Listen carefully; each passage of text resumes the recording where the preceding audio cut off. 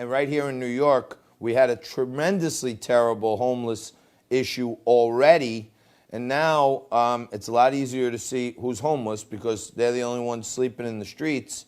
And Michael Fischer has joined us before. He's the president of the Central Park South Civic Association.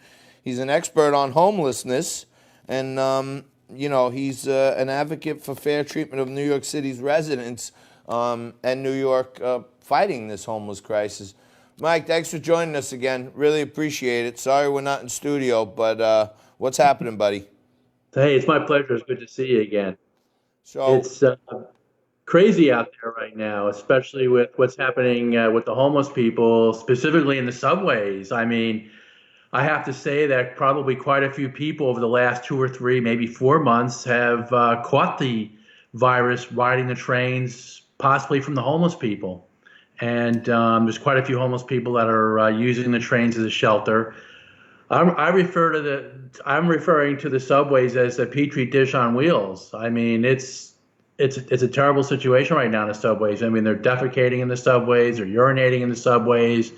You have your essential workers trying to get to work, and they have to put up with this, and it's really not right. I mean, I think that the mayor and the governor. I mean, this is an emergency situation. I mean, the homeless people are a danger to themselves and a danger to other people, which is justification for removing them from the subways, and by law that is. And they're leaving them there, and people are catching the virus. It's not right. so I heard something today here in New York about how the mayor is ordering special patrols at the end of subway lines. They're closing the last stop on many of the subway lines so that anyone who comes into that stop on the line must be homeless because everyone else will have heeded the warning to get off because it's the last stop. Those people may be not coherent, not awake, and others. So is that a step in the right direction in your view, Mike? No, there's no step in the right direction if they're not going to remove the homeless from the subways. And the mayor has a philosophy that he feels it's a terrible thing to remove them from the subways, that they have a right to sleep on the subways. That's basically, in essence, what he's saying. He's breaking the law because, I mean, the law says if they're a danger to other people and a danger to themselves, they need to be removed, and he won't do it. And more importantly, they're a danger to all our first responders. It's really a bad situation. Quite a few of the police have died because of this virus. They've caught the virus and died. I think 80 or 90 of them have died already. The ones that work in the subways. And what the city should be doing is they should create what I would call portable shelters, where they can remove the homeless from the trains, put them into these portable shelters. It's not as expensive as putting them into these expensive hotels, and they can do this around. A good example of that is going to be in the Javits Center, for example. I mean, Javits Center, I don't think there's that many people in there. There's a lot of empty beds in there. So they can move them into the Javits Center, or they can create these portable facilities.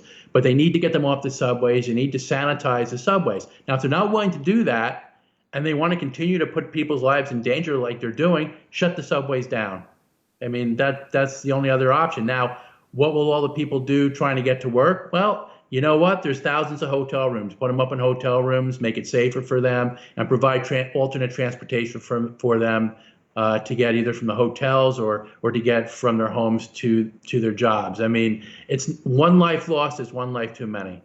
Yeah, I mean, being fellow New Yorkers, I think in many instances, in regular times, you get on a train, you don't want to touch anything because they're like a petri dish on wheels in regular times, and especially in the summer when it's hot and people are sweating and there's perspiration and everything else. But on top of that now, many of the gains we made, in both Giuliani and Bloomberg administrations in crime, it seems like because of what's happening here, we're seeing a tremendous spike in robberies on the subway. It's becoming, more than a public health situation. It's becoming a criminal justice situation. It's horrible. I mean, people are getting mugged on the subways. They're getting robbed. I mean, if you look at somebody the wrong way, they're going to try to start a fight with you.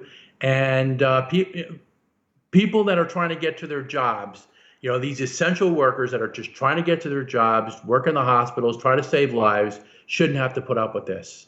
And the mayor and the governor need to take responsibility and ownership over this right now and do something about it and stop allowing the homeless to take over the subways. I mean, it's the same thing with our streets. I mean, they don't, there's a growing population on the streets as well. And the mayor won't do anything about it. And it's going to get worse and worse. And you know what? We're setting ourselves up for potentially the next virus. So, because it's filthy out there, and it's getting more filthy out there. So let me ask you this, Michael. We had a great time the last time I saw you. And I got to admit, I got some viewer feedback, and we have a pretty smart audience. And I take, there's lovers and haters in anything, and you gotta love your haters sometimes as much as your fans, because the haters keep you sharp and they keep you on your toes. Absolutely. And you may realize that your flank was unprotected, or you may realize that you didn't make the best point. And I remember the last time you were on, some viewers had sent me a note saying, well, yeah, it's easy for the guy who's sitting in his penthouse high atop Central Park South fighting for all these rich people that live on the Upper East Side of Manhattan. What are you guys doing as far as advocacy or promotion for getting the mayor, or trying to help the mayor with suggestions to cut the homeless crisis, not just for those of you in the Central Park Civic Association, but across the city? Do you guys have any initiatives or platforms out there for that? Absolutely. Well, first of all, I'd love to say I live in a penthouse, but I don't live in a penthouse. I'm just telling you, this is how the perception to the viewer at home is, It's a goal. It's a goal. Maybe someday I'll have that penthouse. Maybe I'll live in one of those billionaires row buildings, but right now I don't. Look, here's basically what we're trying to do. We're trying to present to the mayor and to the council people in the city alternate solutions to the homeless crisis.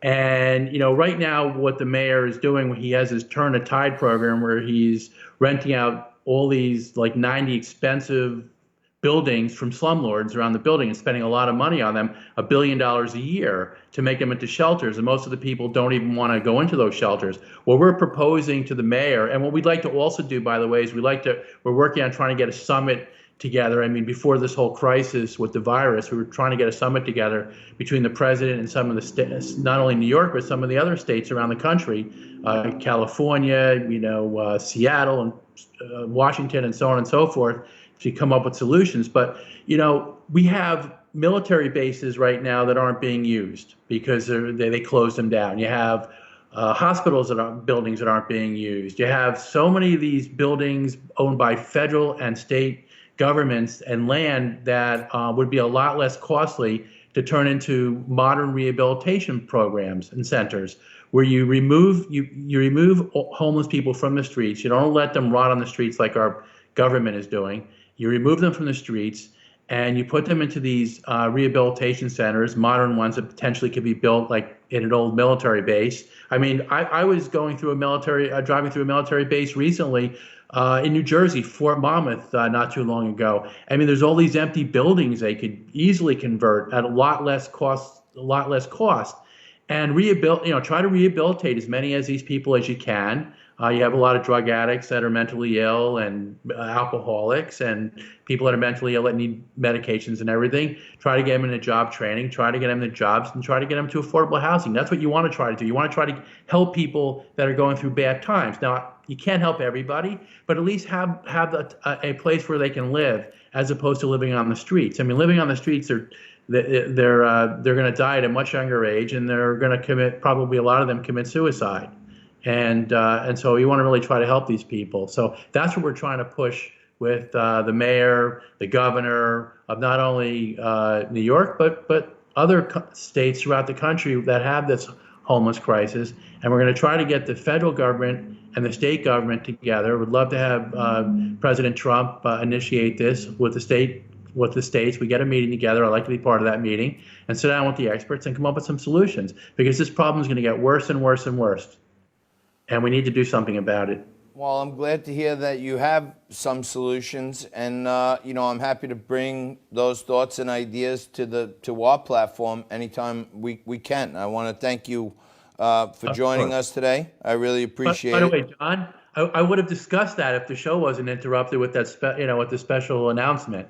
I would have gotten to that point. Got it. All right, Mike. I want to thank you. I want to thank you for joining us today. I really appreciate it. We're having a little. I'm having a little technical difficulty here, so I'm going to try to amend that. And I want to thank you, Michael Fischer, President of Central Park Civic Association. Thanks a lot, brother. Really appreciate it. You have a great show. Thank you. Thanks, pal.